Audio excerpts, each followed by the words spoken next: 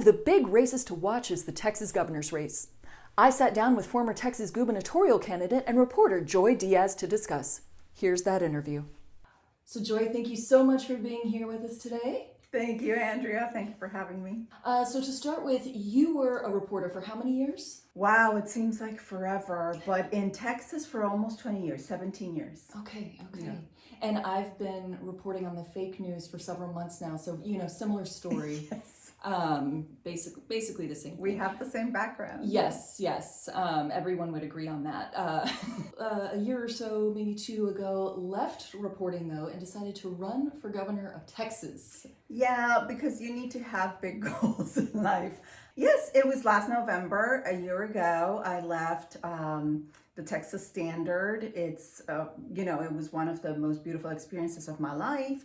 But truly there was this, this pull, I can only describe it as this burning thing that didn't leave me alone. Just the thought of how Texas politics is shaping up and how it hurts us. Mm-hmm. And not just how it hurts the grown-ups, but how it hurts the children and how it hurts older adults. And so I just decided that I couldn't be unbiased. I couldn't even pretend to be unbiased. And so I had to leave.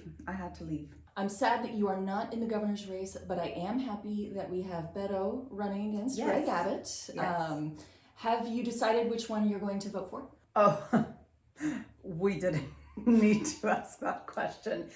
I am supporting Beto O'Rourke. The governor lost my trust so many years ago, and so I cannot, in good conscience, vote for a person who hurts other people. You make an excellent point there, especially with the border stuff that's going on, which, we see the stunts from DeSantis and Abbott taking these migrants and shipping them off to God knows where. But I think that really obscures what's actually going on. So as someone who has lived on both sides of the border, what do you want people to know about the people that are coming here? Well, it's interesting that we're going to focus on the border for a second here, but when you see not just the border, when you see healthcare, when you see education, when you see shooting after shooting after shooting after shooting after shooting, and I am not tired of pointing out the disregard, the level of disrespect, because the responsibility of a governor is to serve. There was a time when we didn't call them politicians, Andrea. We call them public servants. And if you are not serving the public, then what are you doing? Who are you serving? Is this self-service? And if it is, then that's not your role. So with the issue of the border, I am a bicultural American. I was born in Mexico. My father was an American. I didn't come here until I was a grown-up. Mm-hmm. And so I have this really dramatic perspective, right, on both sides of the border. So who are the people who are coming? We know they're mostly Central Americans. And I am reading a book by Maria Martin. And for those of you who like NPR, Maria Martin was the creator, I call her the mother of Latino USA on NPR. And she just released a book, and she has worked in Central America for decades. And one of the things that she focuses on her book is the wars.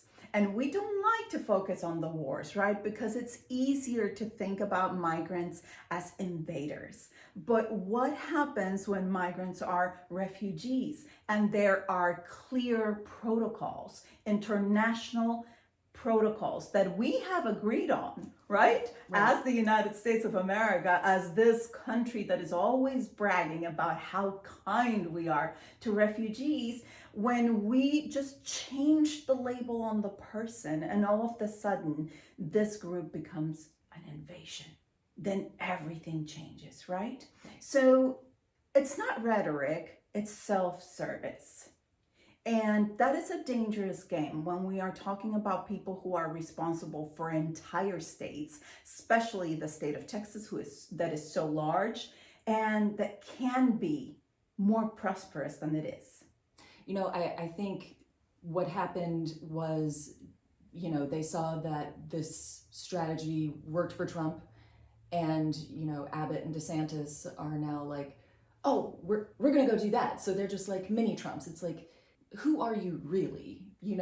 Well, that are you is just a doing good it because you think it question. works? That is a good question, because covering the news for almost 2 decades, I covered Greg Abbott when he was Attorney General. And as Attorney General, I was so impressed with the work he did. Really? I truly respected the creativity that he has with the law. Notice my words, creativity that he has with the law, because that's exactly what he's doing now. And when he was Attorney General, he had this thing where immigrant families who were being ripped off by real estate deals, that he was like, no, they should be protected by consumer protection law, because no matter your immigration status, you are a consumer in the United States and those laws protect you. And I was like, whoa, that is really creative. And that is a good use of the law, right? Protecting people, serving the public. And the whole point to me comes down to, is he serving us? And the answer is no. So he needs to be voted out. That is my opinion. That may not be your opinion, but just go back to the basic definition of what a governor should do, and that is to serve his people, his or her people. Right. He's not doing that. Right. And he hasn't done it in 8 years. That's almost a decade, Andrea. Yeah. Almost a decade. It is. And so a decade of disservice, that's not what we need. Well, here's my question. He's been governor for so long, and he's saying he's going to fix all these problems.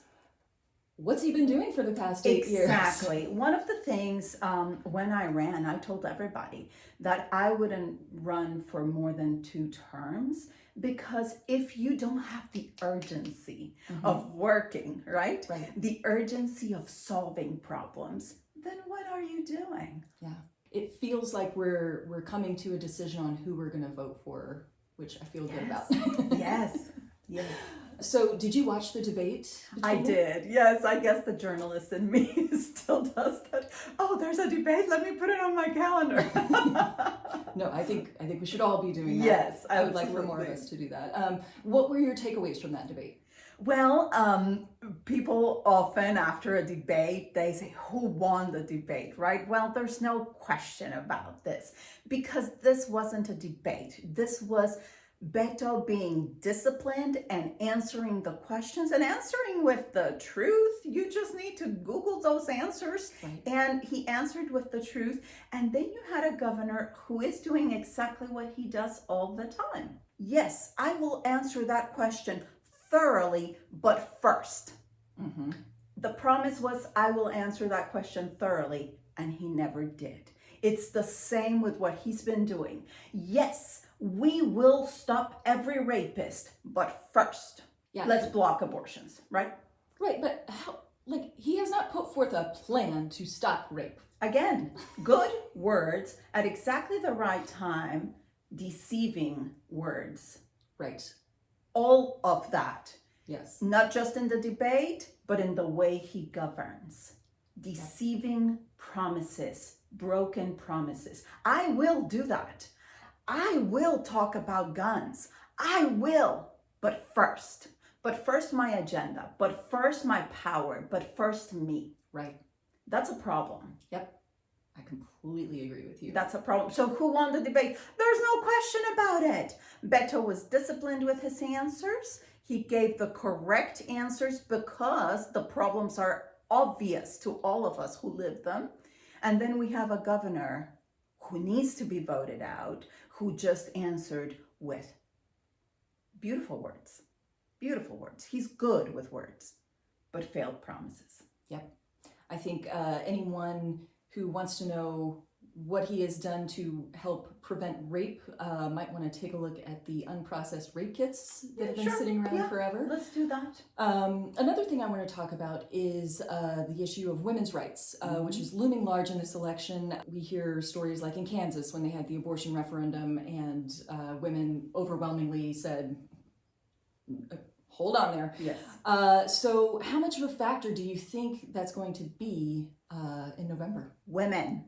We are the majority of the population in Texas. We're more than half. And when you are more than half, you are the majority. So this is what I'm going to tell you is come out and overwhelm those voting booths. Let's just come out in numbers like never before. Why?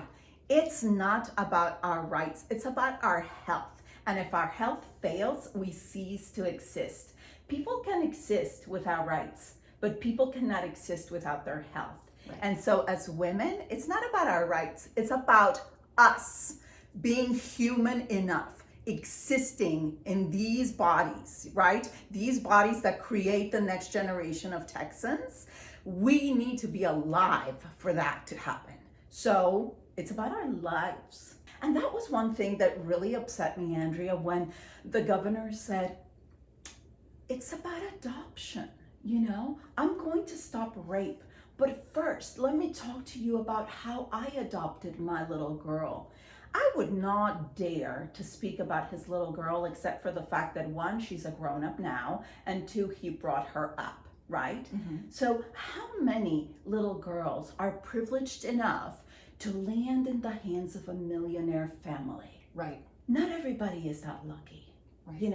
So if we had hundreds of millionaire families, I'm pretty sure that 14-year-old girls would be like, oh my God, the rape that I endured was horrendous, but my child is going to a millionaire family, right? Right. Yeah. No, that's not what we face. Right. I've talked about, the fact that I had an ectopic pregnancy and how troubled doctors in Texas are, because how do you determine if this is a life-saving procedure? Right. Especially because in my case, I had a baby in uterus, and I had a baby stuck in a fallopian tube. Really? Oh, who do you save?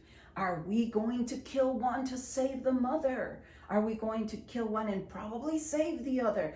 That's an impossible choice. Right.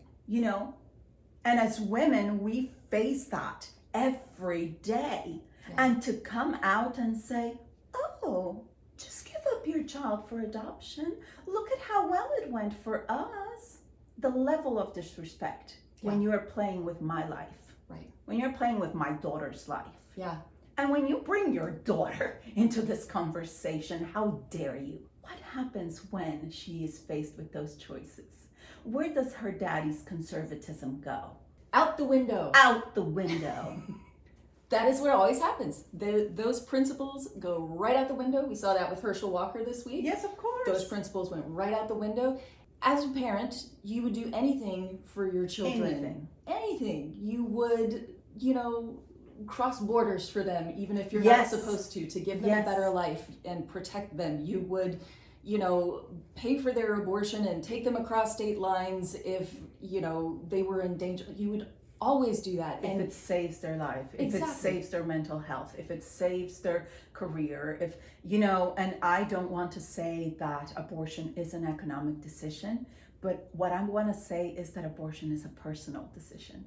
Right. And unless your governor is your MD, right, or unless your governor is your spiritual advisor, or unless you're married to your governor, or unless your governor is your sexual partner, then your governor has no say. Yeah, I think I would prefer, he obviously has origins in the legal profession. If he could stay in that lane and leave the medical stuff to medical people and patients, that might be a nice idea. Or if we can vote him out, period. That would work too. Let's do that. I wanted to ask you, I know we all hate gazing into the crystal ball. No one knows what's going to happen.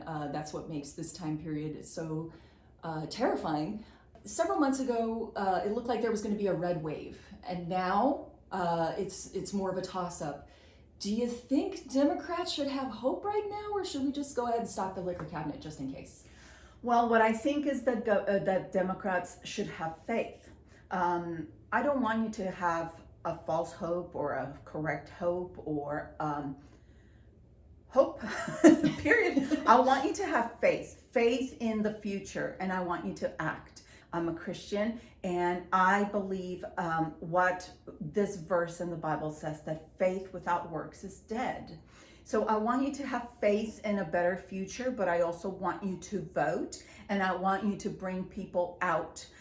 it is very important that we change the destiny of Texas. Last question for you. Is there anything that you want to promote? Where can people go to hear more from you, follow you, etc., etc.? Well, I have had a couple of very rough years, so I don't want you to follow me. I want you to give me some space. Okay, everyone Not give Joy true. space. Not true, but this is the thing, that one beautiful outcome of the of my race, Andrea, is that I got to travel throughout the entire state with a different vision. Mm-hmm. Because when I was a statewide reporter, I got to travel the entire state, but my vision was, where's the story? What's the story? What's happening here? Oh, I'm going for that story. When you go with the mindset of, where can I serve? It's a different story. And so I traveled the state, and one of the things that I learned is, we hear it, right? We hear there's food deserts. Oh, it sounds almost beautiful, right? A desert? Oh, there's food? What? What are we talking about? Food deserts are, this is what it looks like, is that you drive for 2 hours, for 3 hours, and you think, I'm going to stop at the next HEB to get an apple. And it's 4 hours later, it's 5 hours later, and there's no HEB and there's no apple. Mm-hmm. But what happens when you live in one of these towns where the nearest HEB is not near? Right. It's hours and hours away. So what happens is that people have poor health outcomes. Mm-hmm. What happens is that there are no doctors in these communities, because I don't know if you know this, but I love the census. So I love numbers, numbers that equate people. And in Texas, only 20% of the population lives in rural communities. Really? Yes. Well, So that's the fascinating. image of the cowboy is just a beautiful image. Mm-hmm. You know, 20% of the population lives in rural communities. 80-something% of the population live in urban areas, Andrea. And so what happens when you're a doctor and you have to make a living?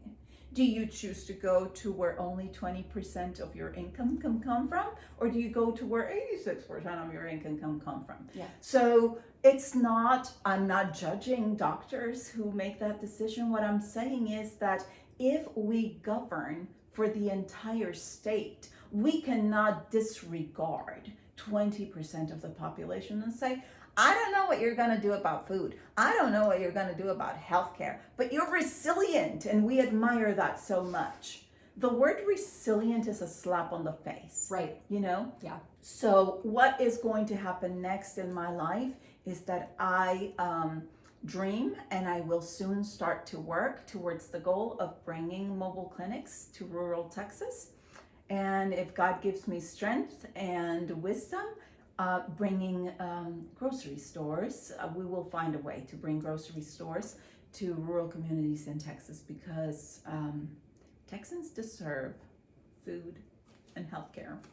You know? Completely agree with you. I Yep. think that sounds like a wonderful thing to do with your life. Yes, thank you. Joy, thank you so much for being here Yes, today. thank you I for really inviting appreciate it. me. It was a pleasure. Thank you.